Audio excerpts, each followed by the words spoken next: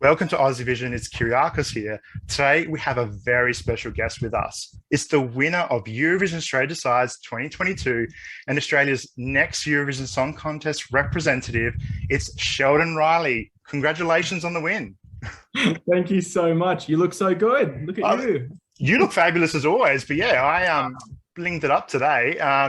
Well, thank you very much for this gift you got me. And but I have to say, you actually can't see very well with these. So I don't have Sheldon Riley skills to wear these for long periods of time. So I'll have to take them off. Welcome. So welcome. But I mean, you can't see anything. Don't drive in them. Yeah. Now, you delivered an epic and emotional performance on the Gold Coast. You wore your heart on your sleeve. You led us into your world with your song, Not the Same. And Australia accepted you and you were selected as our next Eurovision representative. How are you feeling about it all and has it sunk in yet? I mean, it's just a little bit crazy, isn't it?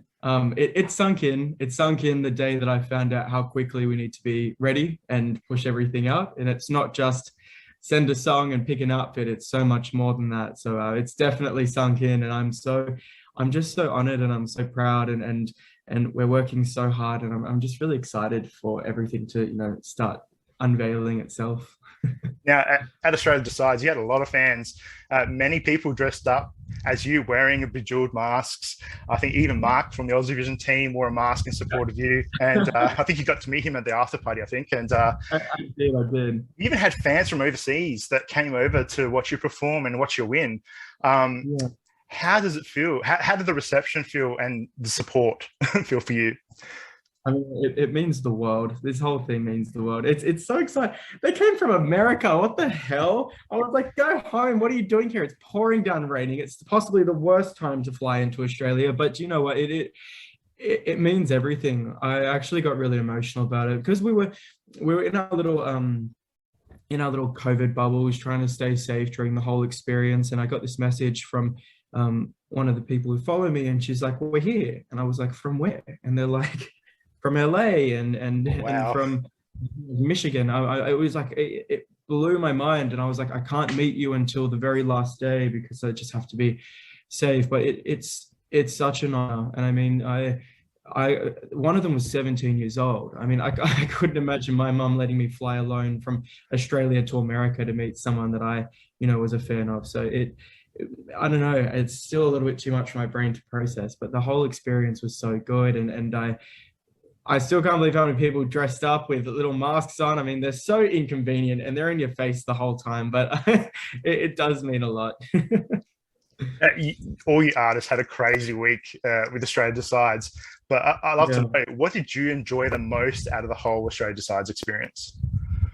I think working with the team, I think it's the really exciting part. I mean, I've said this for a while, but Eurovision has always been for me just the place where you can make your imagination a reality. And I mean, to meet the team of people, not just in Australia, but delegates from different countries who tune in and give their opinions and everything, like that was so surreal. We had a few little issues in rehearsals. I mean, even in the jury show, there was a bit of a technical issue, but just seeing how quickly everyone rectifies issues there and just wants this to be the most comfortable and an amazing experience. It was so fast paced. And I don't know, I think just because it's been such a big dream for such a long time, it was so exciting to finally be in that world and watch it all kind of happen.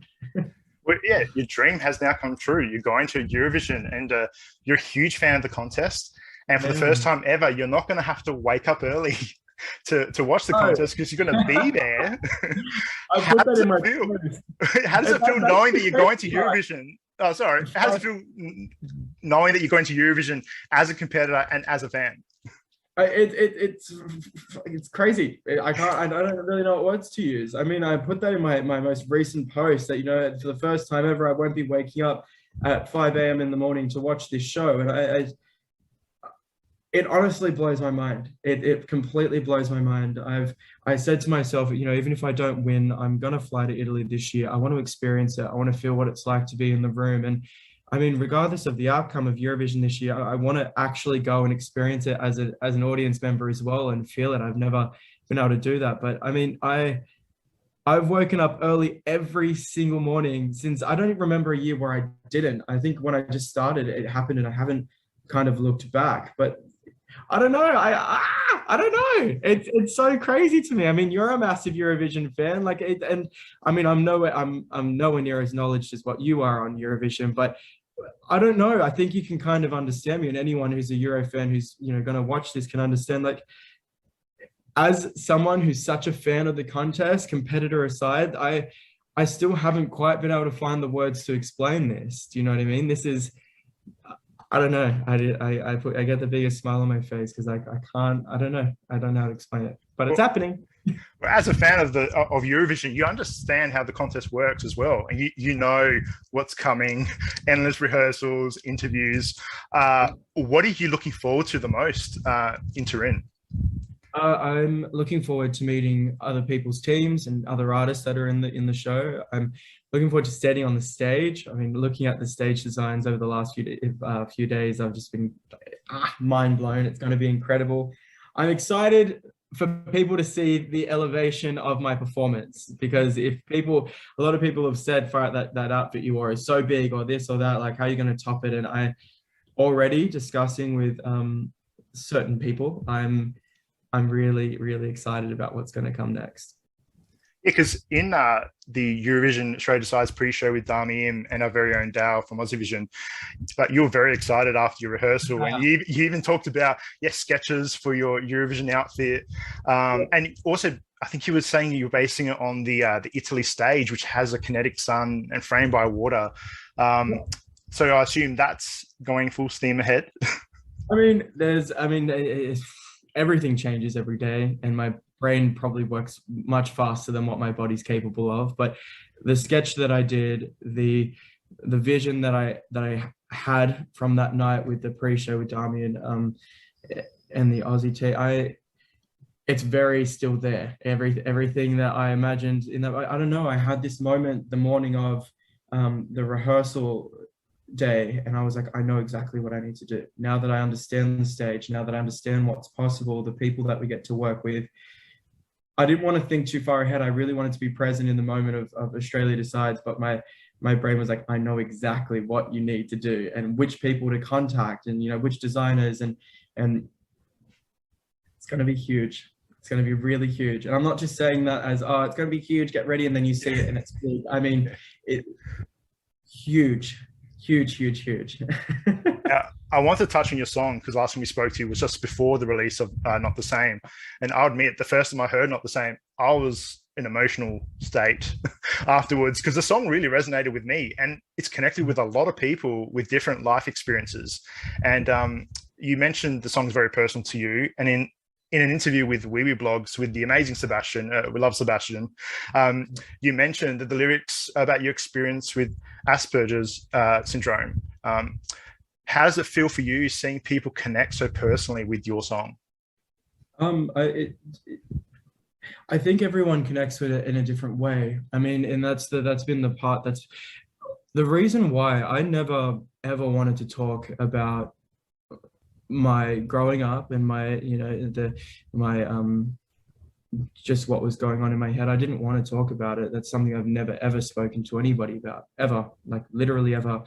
I think I told my partner about a year and a half into us dating. I mean, it's just something I've kept very close to myself, because I'd never wanted to let it define who I was as a person. And I mean, the thing is, a lot of people who meet me properly in real life, they go, you're a little on the spectrum, aren't you? And they get it and they understand. But unless you have, I don't ever want to put it out there for people. But I did an interview overseas with I think it was Greece, and they were asking me about what the song was about, and it hit me in that moment that I've been really dodging what it actually meant. And there was a lot of people going, oh, it's about being in the LGBT community, it's about his sexuality, it's about him being bullied. And I'm like, not really at all. And I mean, in fairness, as the song goes on, I mean, there's definitely an element of my sexuality that plays a part in it. But the core message of the song was really just about not being able to talk to people and being so silent for such a long time. And it was, it was pretty rough. And I can understand, a lot of people in the LGBT community have plus community have connected really strongly with this song because in an obvious sense, it does connect to that and it does play on sexuality. But for me personally, it wasn't about that. So I don't know what came over me. I think I said I was pretty tired on that interview, but I was talking to Sebastian at Wee Wee Blogs and I was like, no, this is what it's about. And I mean, it's interesting because I really, I don't know, I really didn't want to talk about it. And I still don't know why I said it, but I'm glad I did. And I don't want it to be a thing where it's a sub story or a sad case moment, because it's not. I mean, every amazing creative I've ever met is on the spectrum. So I'm very proud of it. But yeah, in a million words or less, that's kind of where it all kind of happened and where it started. But I don't know. I think for a part of me is I'm really proud that I had that moment and I was able to share it and that people have been able to understand it as well. Because I mean, we have done a lot of work all around the world about being gay or queer or in the community. But for me personally, I've never really dived into mental health and mental illness and autism. And it's something that's affected me my entire life and I've never really addressed it. So, I mean, what's a better time than Eurovision? How dumb am I? But yeah, I mean, that's kind of what it's about. Now, going off from your Show Decides performance, the staging, describe it as a little bit industrial, dark, eerie.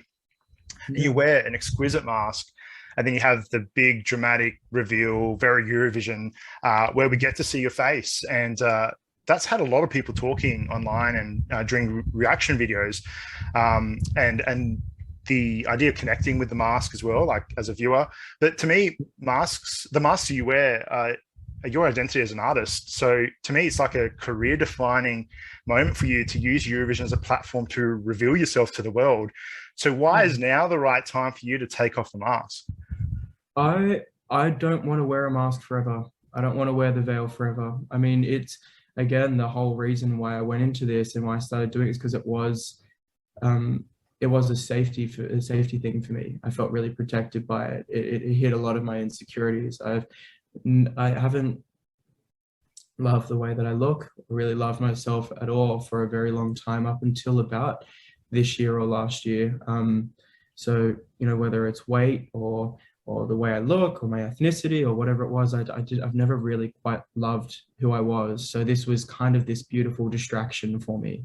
This beautiful thing that people would love who I was without having to actually see my face. And when I decided it was time to do Eurovision, I mean, wanting to do it for so long, when I finally decided, this is the year, I knew it was the right time, because I've really learned to love who I am and appreciate that I'm who I am, and that's not going to change, and I should really love it because I'm perfect just the way that I am. Do you know what I mean?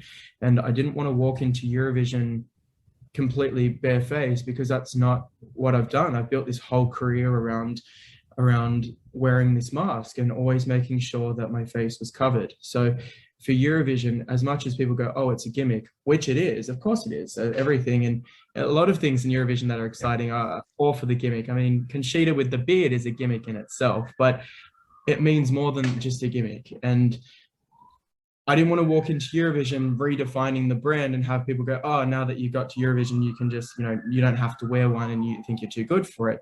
But on the flip side, I also didn't want it to look like I'm the Masked Singer and I'm taking it off and hi, I'm famous person Sheldon Riley, because I don't consider myself that person. So for me, I want to go in with the mask because it's who I am and it's who I've grown into. But I also want to be able to stand proud and say that I'm strong enough to take it off, and that I'm not taking it off for a hi, it's me, but taking it off to show people. That's why I don't put it down. I mean, it's annoying to hold, but I don't want to put the mask down. I want to hold it and be able to show people this is me taking it off, and I have the power to take it on and off, because I actually love them. I love the masks. I think they're so beautiful. The creatives that I work with put so much effort into making them. It's just, I don't want to forever have to feel the need to keep it on my face, if that makes any sense. So for me, this is the most amazing platform to do this, because I'm essentially saying to people, I love what I do. I love my art.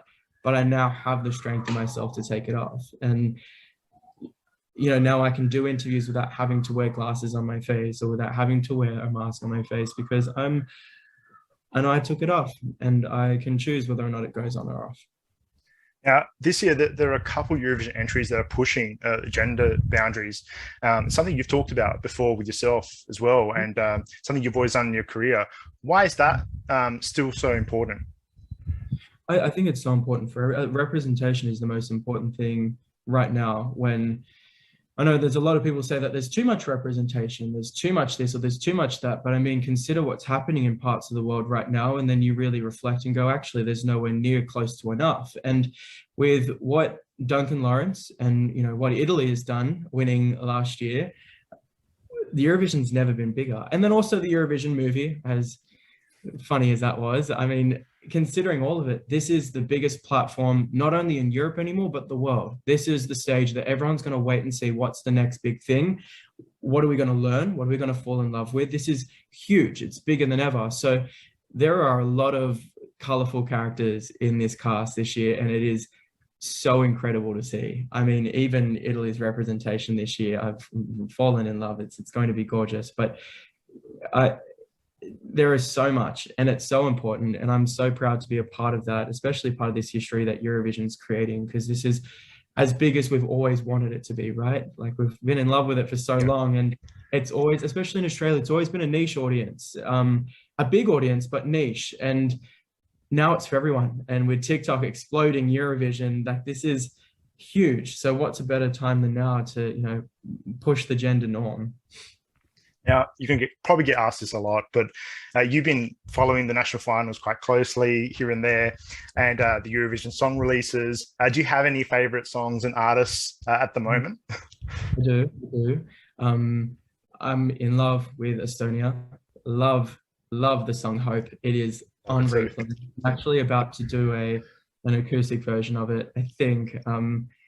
It's so beautiful. The lyrics are so stunning. I mean, Poland, gorgeous. What a beautiful talent. It's such an artist as well. So I'm really excited to see how they do their staging and how that performance lifts.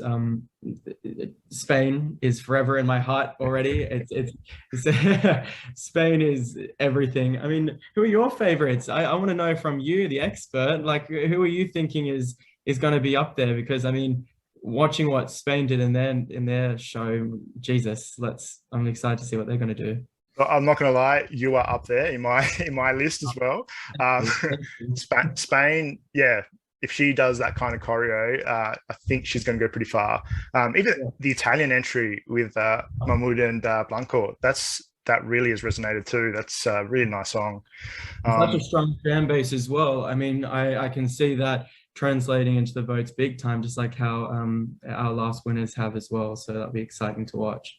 I did want to touch on one thing. I think it's gone a little bit more quiet now, but people did mention Christian Ochman's River and your song being kind of similar or having some comparison. Do you have any comments about that yourself? The only comment I have is that if I'm going to be compared to a song, I'm so happy it's being compared to one that is so insanely beautiful. I mean, and so beautifully written as well. I believe the writer did a few other Eurovision songs as well. But I mean, honestly, I hear elements in his tone in the lower register, but once he goes up, I don't see any similarities at all. Maybe just because we are so simple as humans that both of us were on The Voice, we both sung Frozen, so we're both compared. But I mean, an honor to be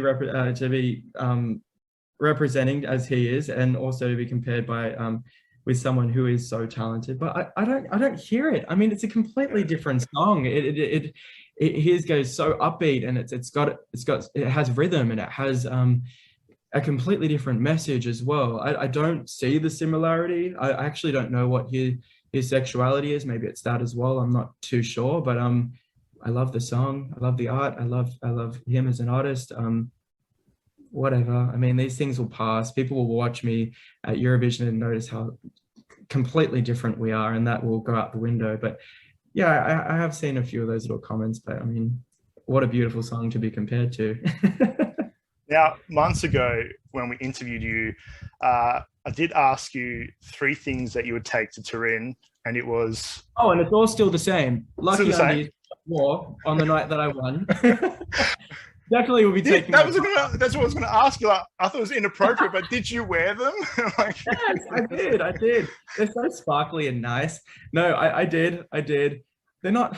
All right, I feel like I should post a photo. They're not skimpy. They're just like a normal pair of underwear. They just happen to be sparkly. And then my partner and my mask, I guess. I mean, it's going to be a brand new one, but yeah, definitely those. Oh, and now my outfit. I mean, I can't leave that. Wait till you see it. Go Jesus. decides, and now we cannot wait to see what you have for us in Turin for Eurovision 2022. So excited to see what you have planned, and thank you so much for speaking to Aussievision today. Oh, thank you so much for having me. And I want to say thank you to Aussievision as well for all the support and from you and from everyone. It's made the experience so much more exciting. I mean, I've done these kind of shows before, and then the fan base fly in, they fly out, and you never really see them once the shows are over. But you guys have made this so special and so exciting. And I don't know, you've kind of fulfilled the part of the fandom that I would usually have for these national finals and while I've been competing. So thank you all so much. I really, really appreciate you all. Thank you very much, Sheldon, and good luck.